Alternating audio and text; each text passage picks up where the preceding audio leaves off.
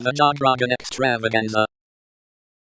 Hey Warner, what's up? Welcome to the podcast. It's me, Jogg Roggan. Guten Tag, it's good to be here. This is Warner von Braun, ex-Nazi scientist and also main rocket guy for like 40 years. So, what's up? I was actually pardoned for that, and also, the rockets are up.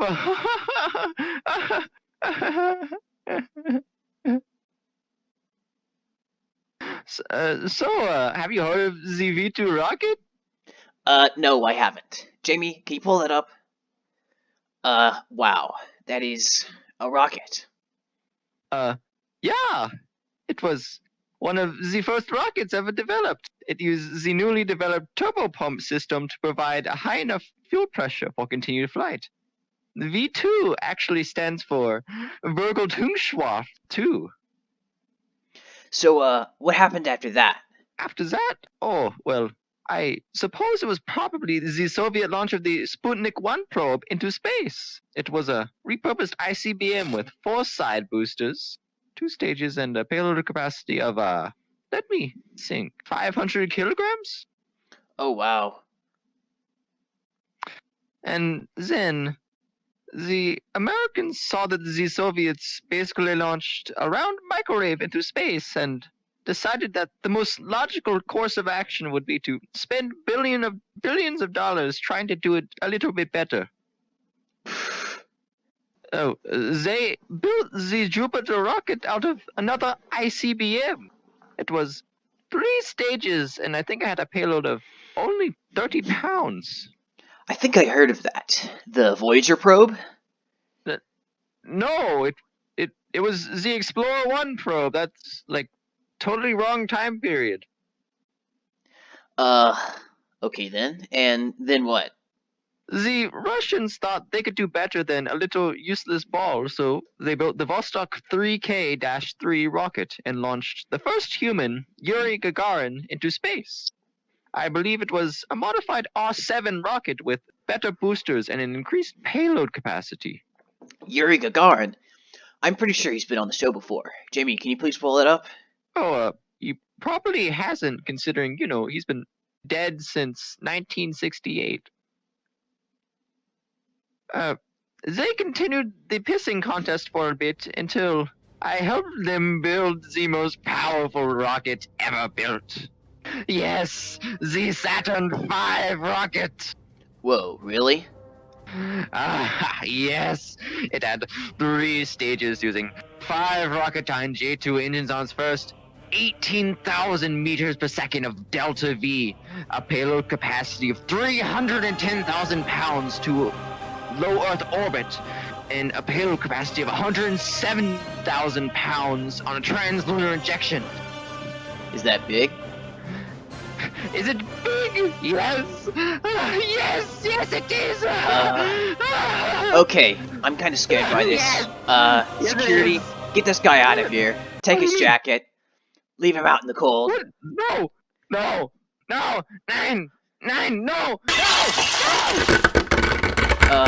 Jamie, could you break the awkward silence? Okay, we're back.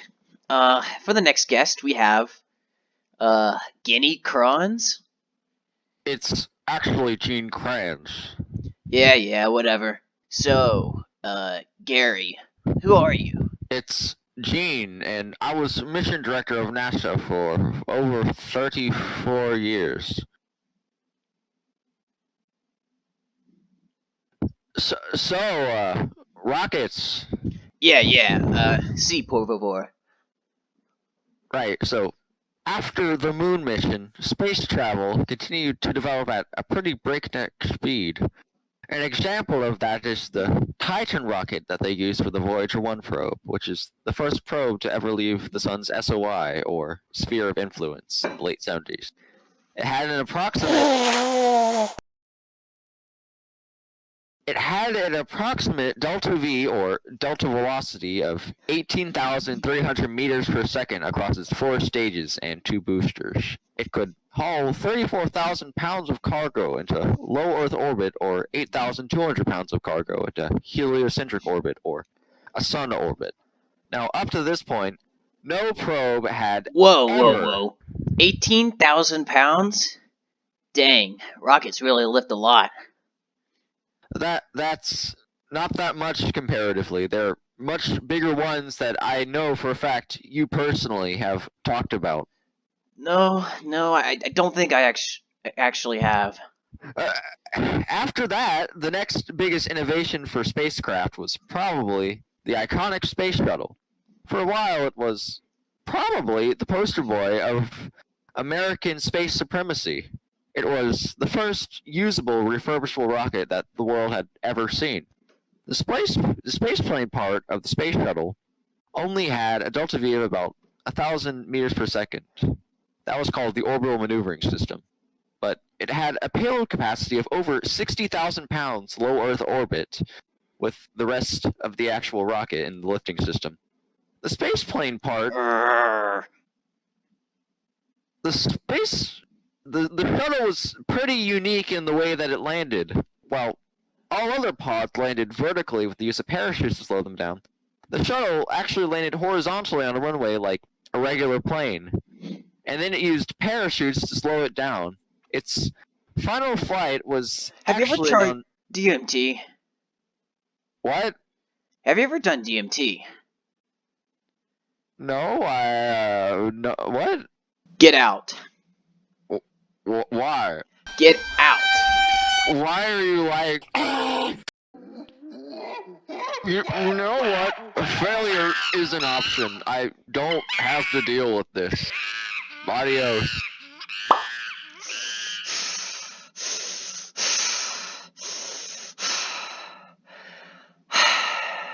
Okay, well that was terrible. Jamie, could you get in here with the mop and clean the old guy juice up? You might need the lemony spray for this one.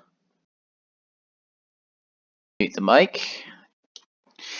Okay, everyone. Sorry about that break. There was Jehovah's Witness at the door, and they just wouldn't leave, so we had to resort to lethal force. The book. For our next guest, we have Elon Musk. He's back again for a third time. Hey everyone. Hey, Elon. I'm glad I'm here. I'm not.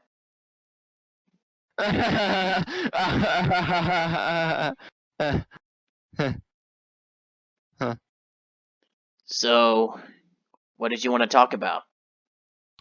Rockets, I guess. You seem to have a theme of that lately. Yeah, unfortunately. I guess I should start off with the government stuff, right? Yeah, sure, whatever. Oh, well, right now the biggest rocket that NASA is developing is the SLS, or the Space Launch System.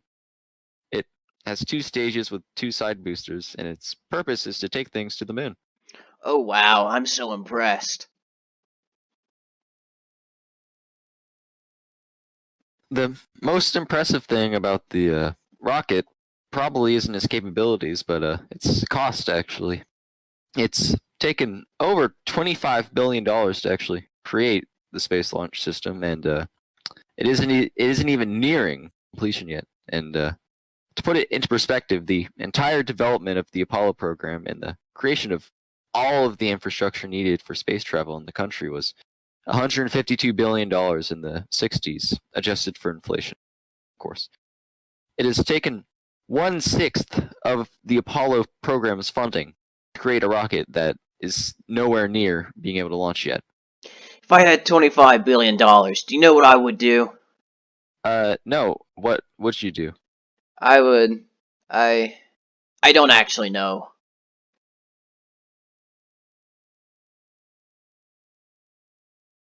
As I'm sure you can tell, government space initiatives are ridiculously expensive due to the inefficiencies of the government, and a lot of people kind of see it as an unnecessary waste of money. In response to this, the government, for the last several years, hasn't been using their own rockets to launch their satellites and such. They've been using privately developed rockets like the Falcon 9 and the Atlas V to launch their satellites and such. How much does that cost? Less than 25 billion, that's for sure.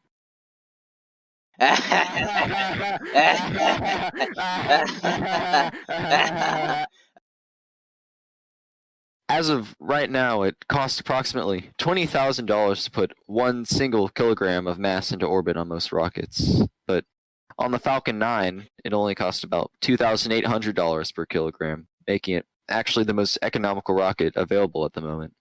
The Falcon 9 can lift about 23,000 kilos into low Earth orbit and uses 9 Merlin engines on its initial stages, which, of course, as I'm sure you know, is fully reusable.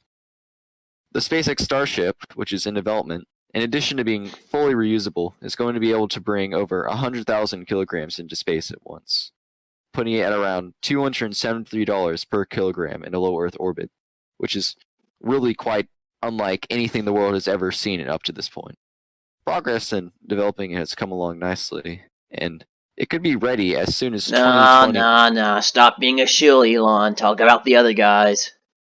Oh, yeah, right. Aside from SpaceX and SLS, the United Launch Alliance is developing the Vulcan Centaur. Boeing is developing Starliner. A private company called Rocket Lab is creating the Electron rocket for small satellites, and I think that about covers it. Oh, cool, you're done? Yeah, I think. Want a puff? Sure. Anything else you have to say? Nope. Fly.